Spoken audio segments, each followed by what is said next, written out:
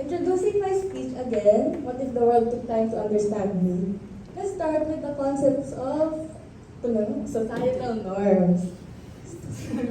So I would like to introduce a societal norm na I don't think it is as much as acknowledged by society today. So right now we have heteronormativity, di ba? Like assuming na straight lahat ng tao, patriarchy, like men ang dominant in the society, or capitalism, which is ang nagpapatakbo ng economy natin right now. I would like to add neurotypicality. So what does it mean when a society is neurotypical? I would like to say na neurotypical society is governed by neurotypicals, or like it caters to the needs of the neurotypical people, or it follows the standards of neurotypical people. So wait, first muna, let's define some terms para hindi tayo naliligaw dito. So we have neurodiversity, neurotypical, and neurodiverse. These two, ano lang sila neurodiversity.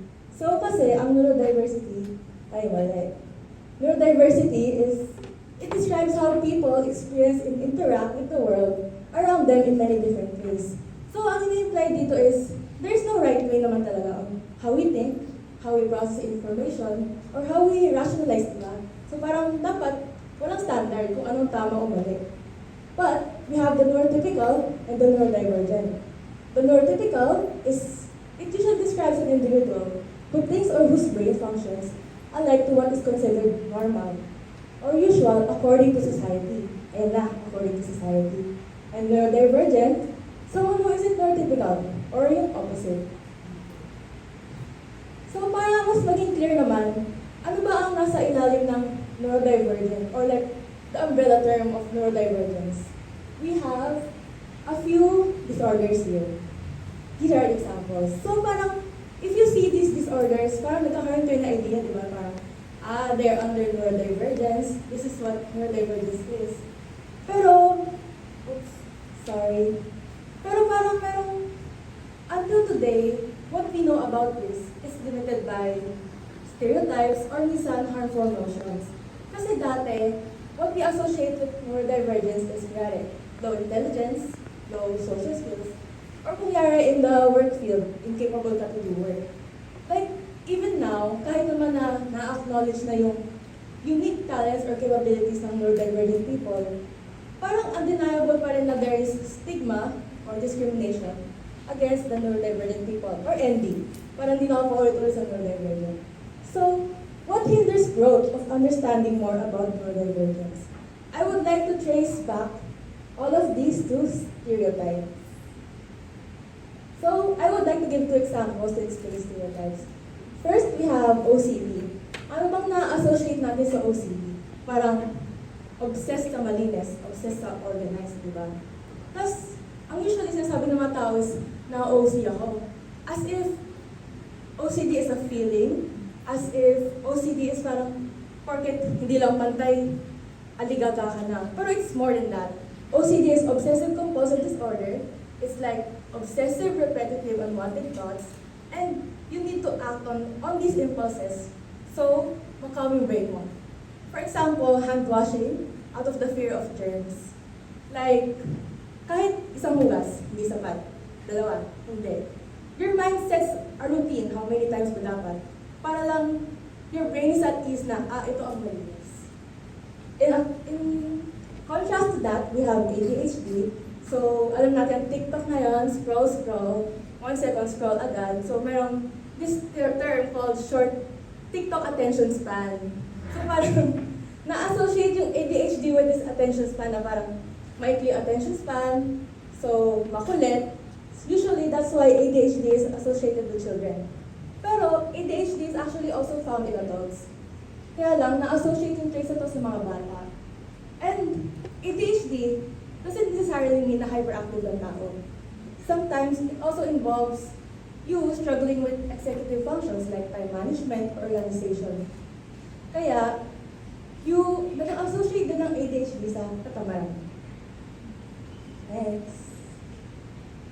Above all, I would like to clarify the biggest misconception na neurodivergence is a disease. Hindi siya sakit.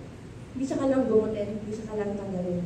Neurodivergence is more of a disability that hinders you to cope up with the world and how conditions of the systems work.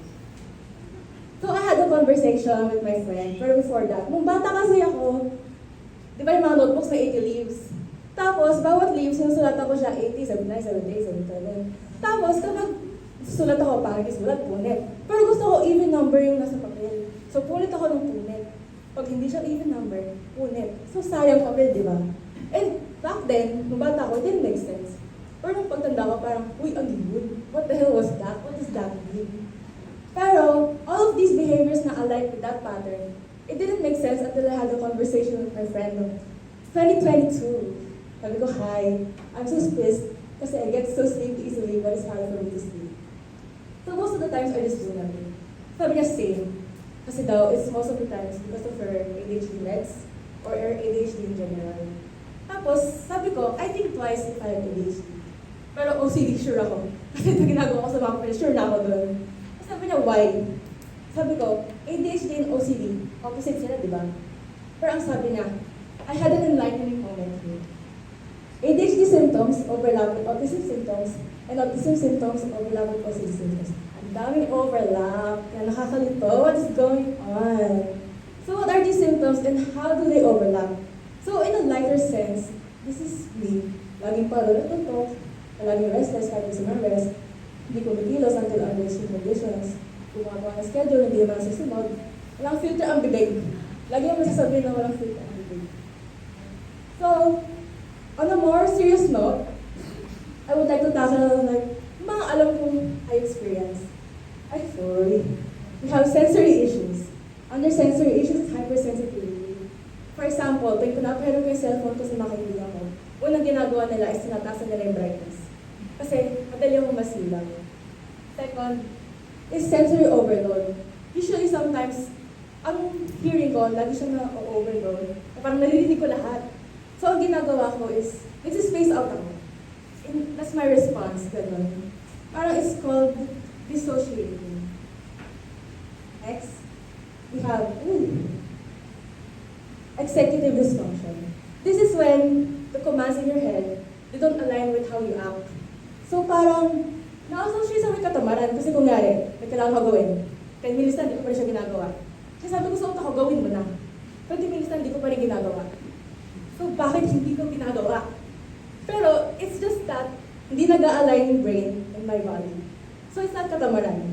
And usually, it makes it harder for me to keep up with deadlines.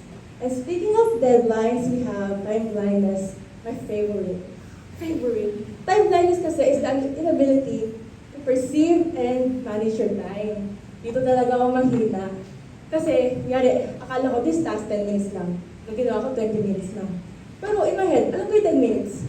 Alam ko how many seconds am I sa 10 minutes. Pero kahit ilang minutes kung kailangan gawin ito, di ko matatansya. So, laging mali-mali yung plano ko sa araw ko.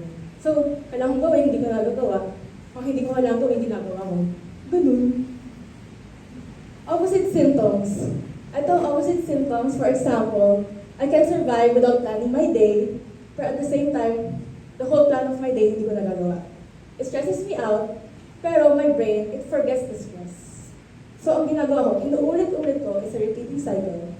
And to me, it ends up with fatigue. Kasi it's demanding physically, mentally, and emotionally. So, even if we have all of these education systems, societal expectations, industry discrimination, stigmatization, and neurotypicality, that makes it harder for neurodivergent people to keep up. Why does this struggle continue? So I have 3 reasons now. First is lack of resources that expound on the lesser-known symptoms of neurodiversity. Kahit naman may increase na in scholarly articles, parang the scarcity of these articles before makes it relatively behind on the general public's awareness of mental health versus neurodiversity in general. Tsaka, outdated na rin talaga ang studies related to neurodiversity ngayon. Outdated sources, outdated concepts. Next is difficulty to be diagnosed. In the Philippines, mahal ang therapy, inaccessible pa. Tapos dahil na may overlapping symptoms and traits, ang hirap i-trace back kung saan ba talaga. Where do you fall under? What disorder? You have 1, 2, or gano'n. And society's performative support for mental health remains, kahit if hindi nagpapakita sa yung mental health disorder na yun, parang iniisip ng mga tao, wala naman talaga. Kung hindi siya nagpapakita sa'yo, meron ka ba talagang ganon? Or at the same time, if nagmamanifest sa'yo na kunyari, you isolate yourself, you react differently, or you act somehow hindi nila consider as normal, biglang subject ka ng discrimination nila. So parang, saan ka lulugar, di ba? So I would like to reiterate that neurodivergence is a spectrum. It does not appear the same for each one. So, after all these issues na I stated, to solve them, and not necessarily to solve, but in response to all these issues, where else to hear about the neurodivergent struggle than from neurodivergent people from this? Neurodivergent people themselves. Kasi sila naman talaga nakakaalam ng struggles na pinagdadaanan nila. And to understand these struggles, to acknowledge what they go through, what else could ease the burden more than being understood? So, ang gusto ko lang talaga is, wala naman akong grand scheme na parang baguhin ko yung sistema or baguhin ko yung society, hindi ko kaya, or magdemand ako ng sa taas ng body sa healthcare, hindi ko kaya. Parang gusto ko lang talaga ipaiwan is, choose to understand above all. To choose to understand somebody is enough to make one feel seen, as it is already difficult enough to keep up in society. Actually, before ko muna i-end, gusto ko lang ikwento na, since nabanggit ni Sir na it's close to him, kasi naalala ko nung nag-consult kami sa group report, nasa kabilang group na Sir. Tapos, halatang Diyos mo sa ako, narinig ko si Sir, sabi niya, your report does not have to be chronological, kasi not everybody thinks. What if that person does not think in that chronological way? So parang sabi ko, uy, final speech ko na to. So ayun lang, this topic was inspired by the lyrics. I live to understand the world, but the world has never understood me. Why? So, yun lang. Wala na palang slides na.